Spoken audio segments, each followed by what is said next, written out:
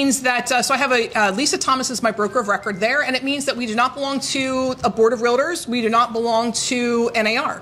And so we have the right to operate outside of those capacities, which means if I had a seller that wanted to sell his house but did not want it splashed across Zillow and Bright and everything else. Now, we, of course, have the right to keep it out of Zillow, but not Bright. Bright doesn't allow you to do that.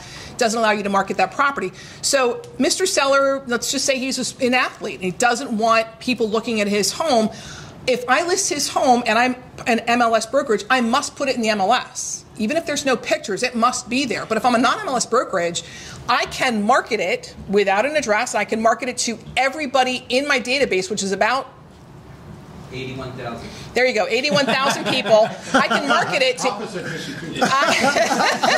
we have to update that, but I can market it to 81,000 contacts, and that does not include agents. That's my database of buyers and sellers. Right. So I can do that legally. Before that, so I will use my example. I was MLS. I had someone that was an opera singer that didn't want their information out there. I put it out there. I was fined, and Bright fined me. The fines just go up from 1,000 to 5,000, and it ticks on and adds on. Fined you because I was advertising a property that I was not putting in the MLS. I was advertising it in ways that were private. So it was an exclusive listing, but it was not in the MLS. And so because I was a member of the MLS, I was required to put it in, regardless of what my seller's wishes were. And this is the key.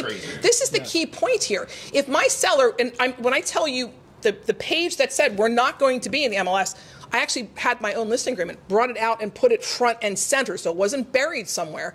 But I was not allowed to do that for my seller. My seller had no rights, thanks to MLS. MLS is the de facto, they run our business. Which defeats the purpose of it's about the public. It is. And so, listen, it allows for clear cooperation. The idea is clear cooperation and no discrimination for all agents, regardless of whether they're part-time, full-time, experienced, not.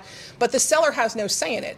You had to be in the MLS, and you must show the property if you're in the MLS. So I actually have two brokerages. I have a brokerage that I am the broker of record in the MLS. I also have Your Home Sold Guaranteed Realty New Jersey, which is a separate entity.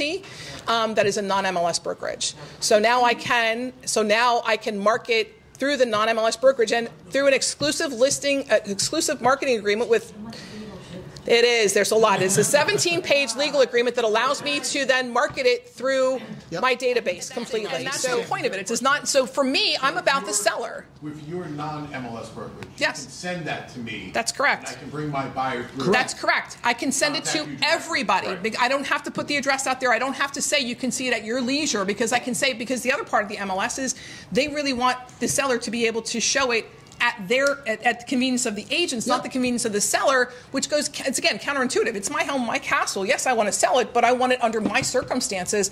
MLS doesn't allow for those things. To that point, I don't mean to cut you off. That's fine. So what I think is very interesting about this, and I think everybody can agree, in truth, if you got a $3 million client, you think $3 million clients are going on Zillow to go find a house? No.